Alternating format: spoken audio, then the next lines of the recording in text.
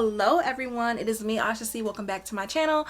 And I know it's been a very long time, but all I gotta say is just mental health, y'all. Mental health has been, up and down, and I just can't keep dropping fire videos for a month and then just disappear from y'all for a year. Like I can't keep doing that. I found myself recording and deleting, and then the topic would get old and it would be no point of me uploading it anyways, and I would just get lazy with editing and everything. Love sparkling water, by the way.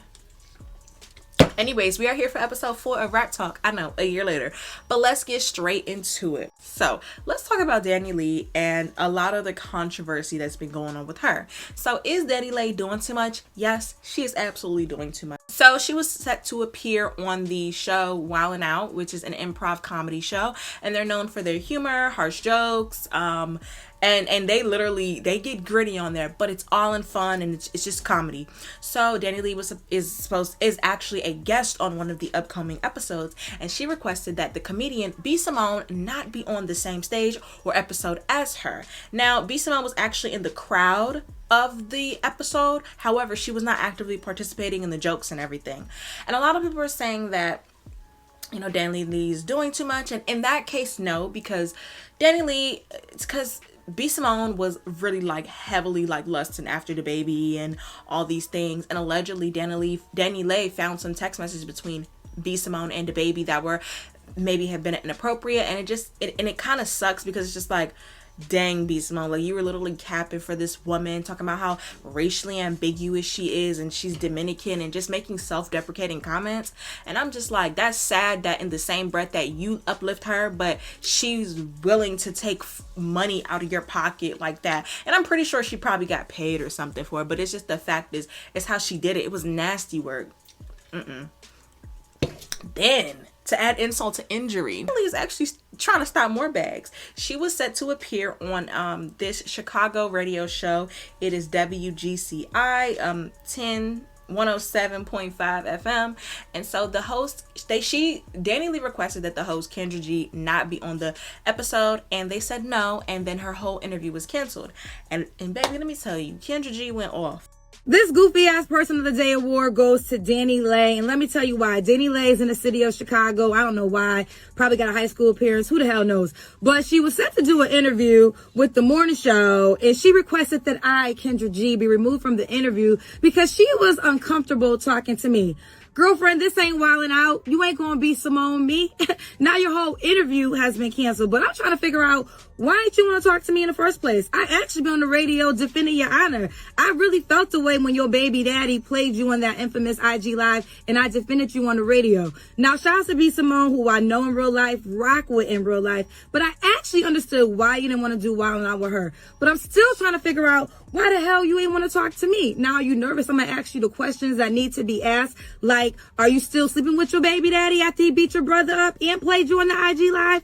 And you know what? I probably would have asked you that question because I need to know. Because if you forgave him, that means I need to forgive him. Are you this goofy ass person up that whack ass Yellowbone song? Girlfriend, I don't care. You can make a song about your skin tone and celebrate it. I love being a dark skinned woman. Ain't no whack ass song like that gonna make me insecure about my complexion. Are you nervous that I was gonna ask you, how did it feel to be a girlfriend thinking you was better than all the baby mamas just to become a baby mama and get treated worse? And you know what, DaniLeigh? I probably would have asked you all those questions because guess what? That's my job. That's what I do. I ask the questions that the people want to know. Maybe you should focus on your job, be in the studio and make a hit, and we got to talk about your music and not about your personal life. That's not my fault that your personal life is more relevant than your music. That's your fault. You around here trying to get people removed from interviews. It don't go down like that. Now you miss out on the opportunity to have a radio interview on the #1 urban station in Chicago. And guess what? This opportunity might not come around again because your music ain't popping. So with that being said, sit your goofy ass down. And as she should, because it's just she's never necessarily done anything to you.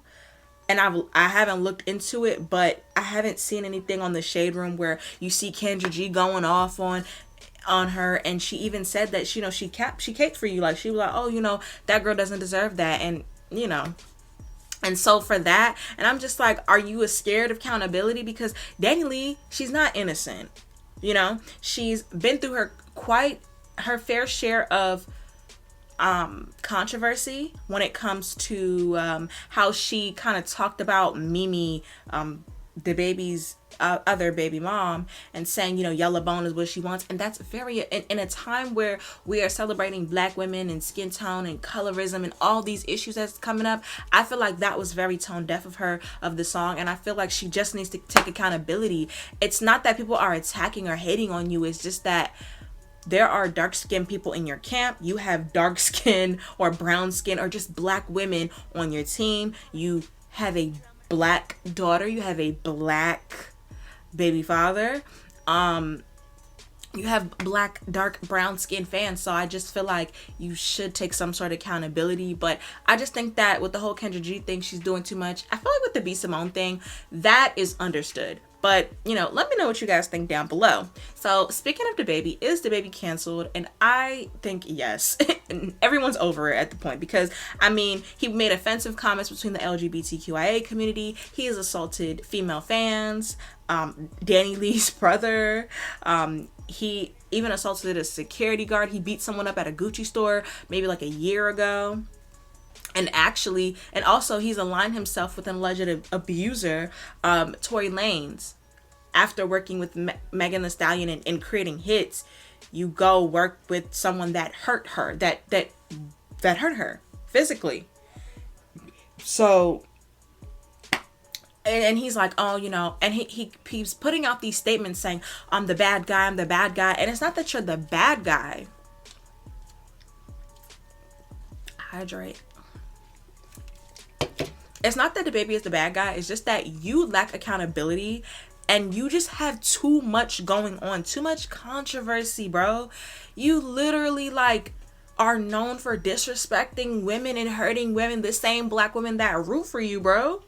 And I just don't believe in that. And to accompany that, his first week record sales have declined massively. He went from selling about 80K to 100K units to now only doing 22 in the first week.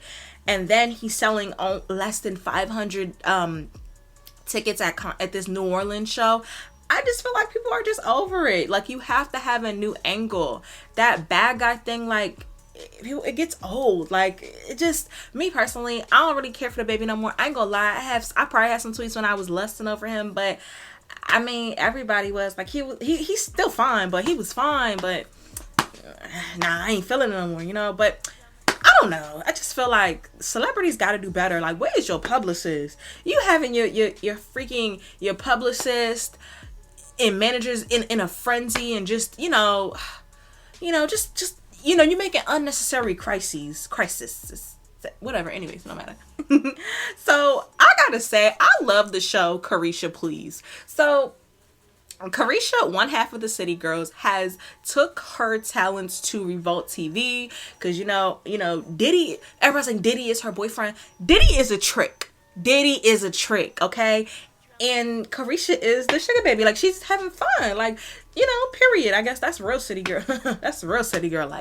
But I love Caresha Please because Caresha is so authentic and she's so real and she's so raw and funny. I love that about her. And she made a comment saying that she wants to be the Black Oprah. And yes, we know Oprah is Black, but however, Oprah appeases to a white audience and also a older audience. Caresha kind of speaks to the hood, you know what I mean? Not the hood, but the urban Black culture that we are in, of the millennials and the Gen Z, but really Gen Z actually. And I just love it. And I feel like my favorite guests so far on the show were Lotto, Santana, and Sweetie. And I just feel like this is an excellent show, excellent platform. I love how people understand that music isn't the only way anymore. Music does not pay the bills because the money goes into so many people before it even gets to the artist. But y'all, breaking news. Breaking news. I have gotten the evidence. Okay, so actively right now, it's Monday. JT and Cardi B are going back and forth on Twitter. Y'all. So Cardi B said lapdog Hold on. She said lapdog, right? It's so... Okay, so Cardi B tweeted lapdog, and then that was a subtweet. And so JT replied and tweeted wiener dog. And then, you know, there's a lot of back and forth with the fans and everything. So Cardi is calling JT a lapdog because JT has this feature. She has a feature with Nicki Minaj, the Super Freaky Girl remix, which is a pretty cool remix. Akbar, Malibu, Bia. It was pretty cool, you know? And, you know, I just don't understand where the switch happened. I'll give my opinion later, but let me catch her up to speed, okay? So, all right, I'm gonna do the screen recording as I go. Okay, so Cardi B tweets go fetch, and then JT says, Cardi, you go fetch a real talent. We've been DMing. Why you come back on here to put on the show for these kids? And then a fan tweeted, Nicki put you up to this? ? Okay. No, and no again. See, y'all want to know so bad and be wrong. I don't gossip with her about nobody because all of this is fan pages. Okay.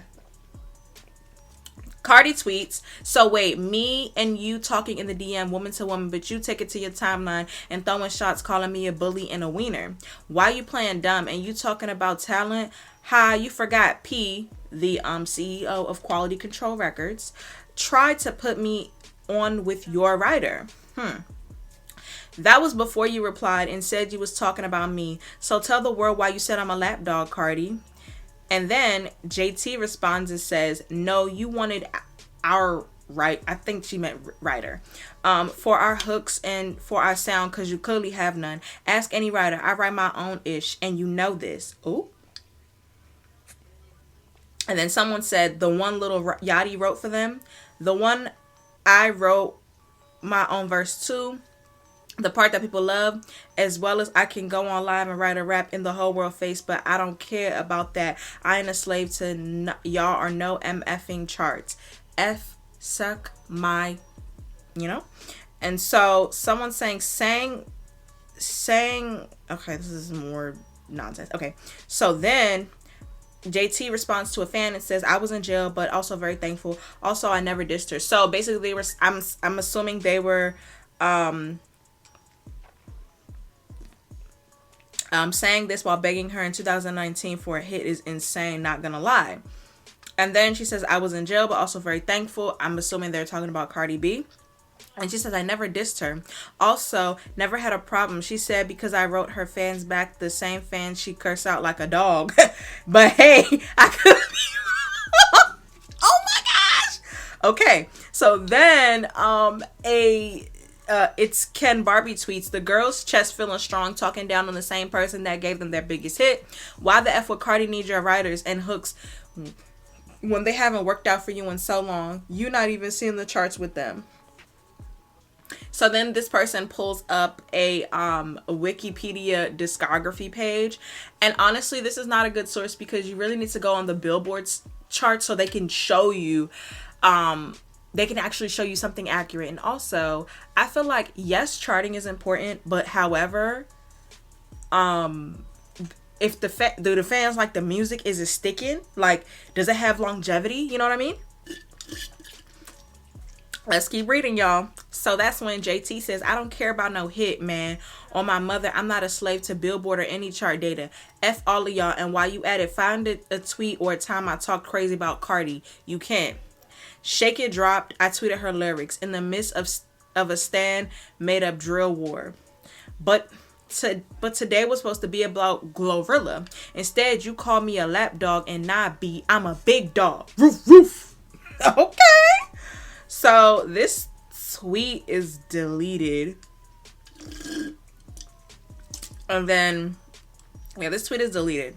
So that's when Cardi responds, I definitely didn't. P wanted to put me in your writers, onto your writers, because y'all numbers make him pennies. My talent speaks for itself, though.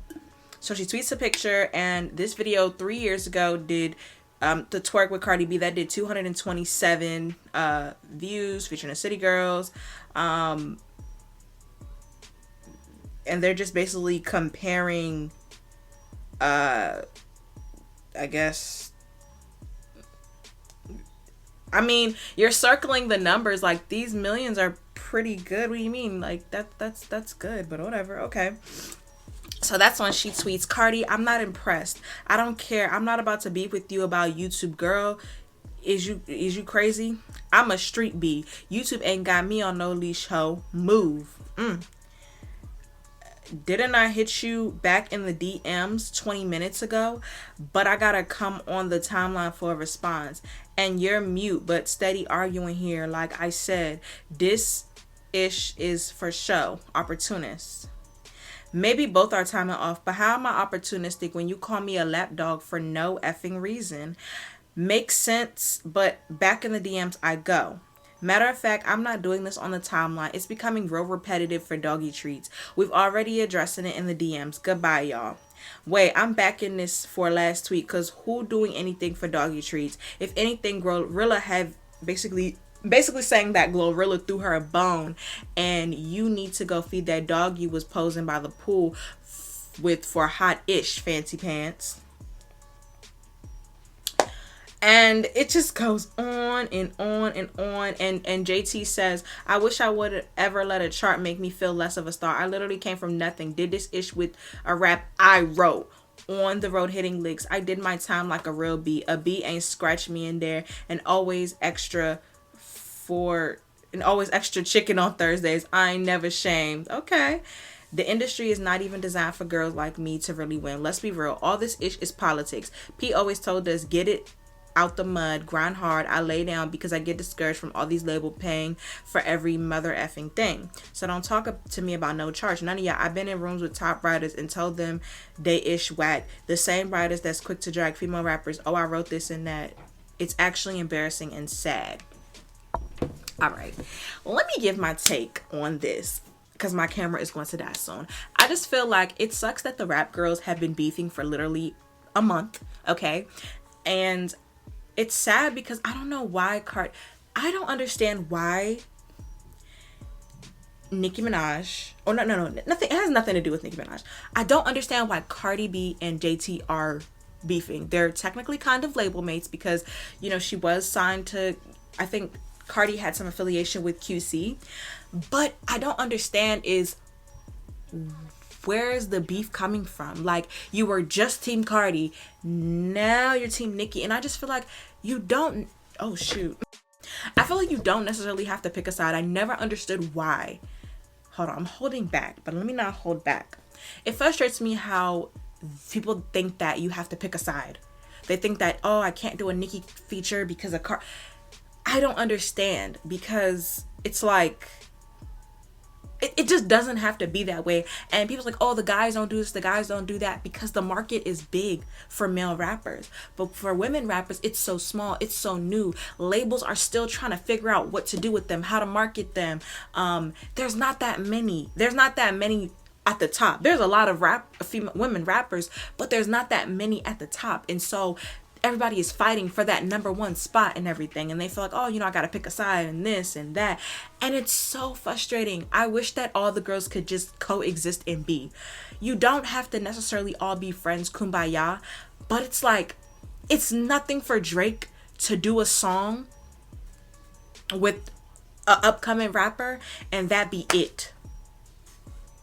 You know, but the male rappers, when they beef, they be shooting and fighting and all that stuff. But I just feel like this whole back and forth with Cardi B and JT is so unnecessary.